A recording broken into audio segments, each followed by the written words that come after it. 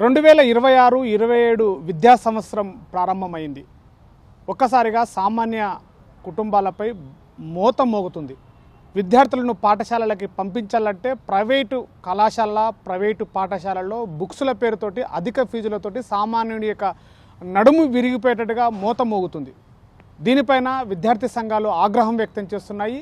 వెంటనే అధిక ఫీజులను తగ్గించి ప్రభుత్వం నియమ నిబంధనల ప్రకారము ఫీజులు తీసుకోవాలని చెప్పేసి కూడా డిమాండ్ చేస్తున్నారు. ప్రస్తుతం మనతో ఏబీవీపీ నాయకులు కొంతమంది ఉన్నారు, వారితో మాట్లాడే ప్రయత్నం చేద్దాం. సార్ చెప్పండి, ఎట్లా చూస్తారు? ప్రస్తుతం విద్యా సంవత్సరం ప్రారంభమైంది, ఇప్పటికే 2 రోజులు పూర్తి చేసుకున్నది. ఒక్కసారిగా అధిక ఫీజులు, ప్రైవేటు సంస్థల యొక్క ఫీజులు మోత మోగుతుంది. దీనిపైన ఏం చెప్తారు? అయితే తెలంగాణ రాష్ట్రంలో చూసుకున్నట్టయితే మనం ఈ కాంగ్రెస్ ప్రభుత్వం కావచ్చు ప్రజాపాలన అని చెప్పుకుంటుంది.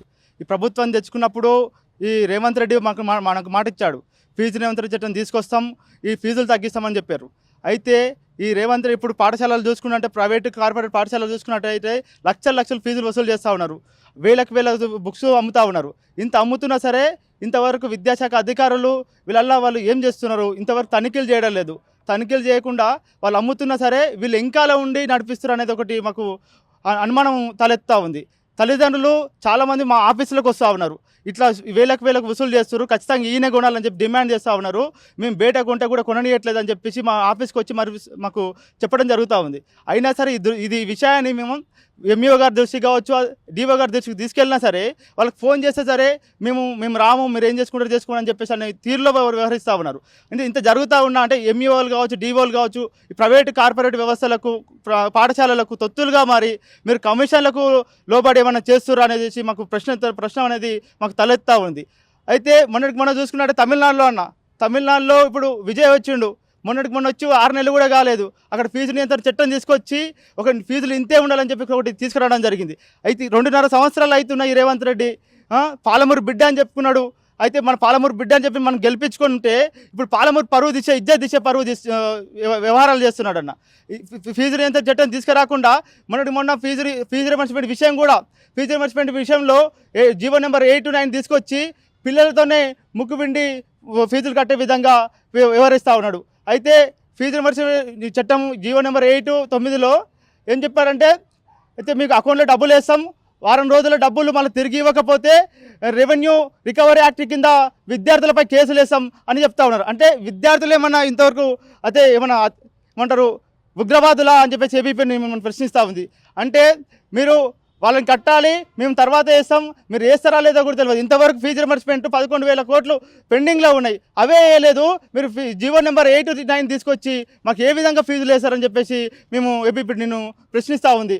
ఖబర్దార్ రేవంత్ రెడ్డి, మేము ఒకటే చేస్తూ ఉన్నాం, ఫీజు రిమర్స్మెంట్ చట్టం తీసుకొచ్చి ఈ ప్రైవేట్ కార్పొరేట్ వ్యవస్థలకు మనం ముక్కుతాడు బిగించకపోతే విద్యార్థి లోకం అంతా మేము కదలి వచ్చి మీ అంత చూస్తామని చెప్పేసి ఏపీ డిమాండ్ చేస్తూ ఉంది. అంటే ప్రధానంగా ఇప్పుడు విద్యా సంవత్సరం మొదల్లోనే ఆ ప్రైవేటులో నర్సరీ నుంచి మొదలుకుంటే 10th క్లాస్ వరకు కూడా ఫీజులు లక్షల్లో కూడా వసూలు చేస్తున్నటువంటి పరిస్థితి కనబడుతుంది. మరోవైపు కూడా పాఠశాలల్లోనే డ్రెస్సులు కావచ్చు, పుస్తకాలు కావచ్చు అమ్మేటువంటి పరిస్థితి. దీన్ని ఎట్లా అరికట్టడానికి ఏం చెప్తారు? అటు జిల్లాధికారుల వైపు నుంచి ఏం చెప్తారు మీరు? నమస్తే. అఖిల భారత విద్యార్థి పరిషత్ ఏబీపీ పాలమూరు శాఖ ఆధ్వర్యంలో ఈరోజు ఆర్ఎన్బి గెస్ట్ హౌస్ దగ్గర మీడియా సమావేశం నిర్వహించడం జరిగింది. నిన్న యూనిఫామ్స్ కావచ్చు, పాఠశాలలకు ఎంఈఓ ఆఫీసులకి పరిమితమైనటువంటి పాఠ్య పుస్తకాలు కావచ్చు, యూనిఫామ్స్ కావచ్చు, కొత్త రకం అన్నట్టు యూనిఫామ్స్ కొత్త జీవో తెచ్చి నిన్నటి నుంచి కూడా పాఠశాలలకు ఎక్కడ కూడా పాఠ్య పుస్తకాలు రాలేదు, యూనిఫామ్స్ రాలేదు. వెంటనే ఎంఈఓ గారు స్పందించి, డిఓ గారు స్పందించి తక్షణమే వీరు అనుమతులు లేని పాఠశాలలు కావచ్చు, పాలమూరు పట్టణంలో దాదాపు 3-4 పాఠశాలలు వెంటనే వీటికి రద్దు చేయాలని ఆరిజిన్ కావచ్చు, మాస్టర్ మైండ్స్ కావచ్చు, అనుమతులు లేని పాఠశాలలు ఏవైతే ఉన్నాయో డిఓ గారు వెంటనే స్పందించి అనుమతులు లేని పాఠశాలను వెంటనే సీజ్ చేయాల్సింది అఖిల భారత విద్యార్థి పరిషత్ డిమాండ్ చేస్తుంది.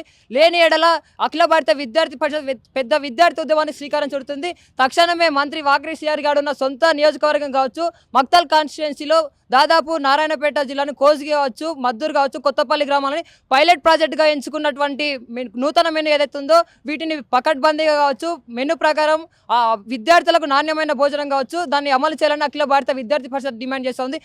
ప్రభుత్వ పాఠశాలలు కావచ్చు, ప్రభుత్వ జూనియర్ కళాశాలలు కావచ్చు, ఉమ్మడి పాలమూరు జిల్లాలో ఉన్న సొంత రేవంత్ రెడ్డి నేను పాలమూరు వాసిని ముఖ్యమంత్రిగా ప్రతి బహిరంగ సభలో చెప్పుకునే ముఖ్యమంత్రి గారు వెంటనే మీరు పాలమూరు మీద ప్రత్యేకమైన శ్రద్ధ పెట్టి జిల్లా కలెక్టర్ గారు కావచ్చు, సీఎం రేవంత్ రెడ్డి గారు సొంత జిల్లాలని ఫస్ట్ పట్టించుకొని మిగతా జిల్లాల పర్యటన మీరు చేయాల్సింది అఖిల భారత డిమాండ్ చేస్తుంది.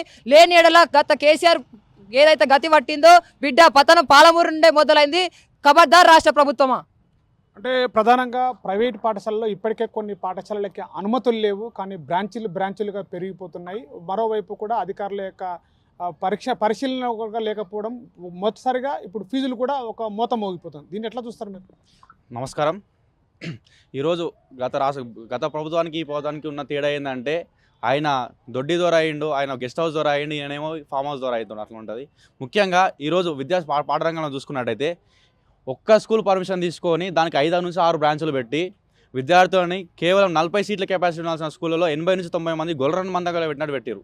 ముఖ్యంగా పాఠ్య పుస్తకాలు అని చెప్పి, బ్యాగ్ అని చెప్పి, టై టక్ అని చెప్పి తీసుకొని ఒక్కొక్క విద్యార్థి కాడ నుంచి కనీసం 40,000 పైగా ఫీజులు వసూలు చేస్తారు. అవి కేవలం పుస్తకాలకు మాత్రమే 40,000 పైగా చేస్తుంది.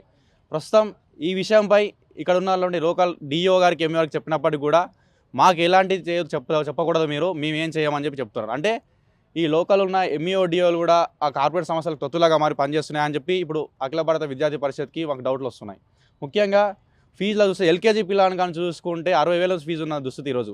అంటే ఒక పేద మధ్యతరగతి విద్యార్థిని చదువులకు దూరం చేసి ఒకవైపు ప్రభుత్వ పాఠశాలలో పనిచేయబట్టే, ఇంకోవైపు ఉన్న ప్రైవేట్ కాలేజీలో ఫీజులు ఎక్కువ అవుతాయి. ఇంకేట చదువుతాడు విద్యార్థి? ఫస్ట్ థింగ్ ఉన్న విద్యార్థి మొత్తం చేస్తుంటే ఆయన ముఖ్యమంత్రి గారు ఒక డీనే విద్యాశాఖ మంత్రిని అని చెప్పి ఏ రోజు ఏం చేసిండు? సొంత జిల్లాలో ఉన్న పాలమూరు యూనివర్సిటీని చెప్పుకుంటాడు కదా సొంత జిల్లా నాదని చెప్పి. అదే పాలమూరు యూనివర్సిటీకి ఏ రోజు ఒక నిధులు కేటాయించిండు, ప్రత్యేకంగా నిధులు కేటాయించిండు. ఈరోజు పాలమూరు యూనివర్సిటీ చూసుకున్నట్టయితే మనం సరిగ్గా ఫండ్స్ లేక గెస్ట్ ఫ్యాకల్టీలతో నడుస్తున్నది. ఈరోజు ముఖ్యంగా ఉండాల్సిన ఫ్యాకల్టీ లేదు, ఇంకా నియామకాలు జరగలేవు. ఇంకెప్పుడు ఇంకా అయినా చేసేది? ముందు జిల్లానే సరిగా పట్టించుకొని ముఖ్యమంత్రి రాష్ట్రాన్ని ఏం పట్టించుకుంటారని చెప్పి ఈరోజు మేము ప్రశ్నిస్తున్నాం.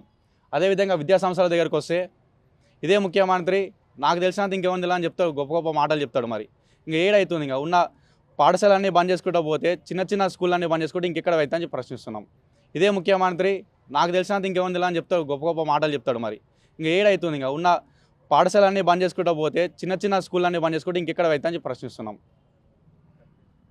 ఇది ప్రస్తుతం ఉన్నటువంటి విద్యా సంవత్సరానికి గాను ప్రైవేటు యాజమాన్యాల యొక్క ఫీజు నియంత్రణ చేయకపోతే రాబోయే రోజుల్లో సామాన్య ప్రజలు నానా ఇబ్బందులు పడక తప్పని పరిస్థితి అని చెప్పేసి ఏబీవీపీ నాయకులు డిమాండ్ చేస్తున్నారు. ఈ రాష్ట్ర ముఖ్యమంత్రి వెంటనే ప్రైవేటు ఫీజుల నియంత్రణకు సంబంధించిన ఒక చట్టాన్ని తేవాలి, వెంటనే సామాన్య మానవుడికి విద్య అందుబాటులో ఉండే విధంగా చూడాలని చెప్పారు. అదేవిధంగా ఉమ్మడి మహబూబ్నగర్ జిల్లా వ్యాప్తంగా ఉన్నటువంటి ప్రైవేటు సంస్థలకు సంబంధించినటువంటి చట్టాన్ని తీసుకొచ్చి వెంటనే రాష్ట్ర వ్యాప్తంగా అమలు చేయాలని చెప్పేసి కూడా డిమాండ్ చేస్తున్నటువంటి పరిస్థితి.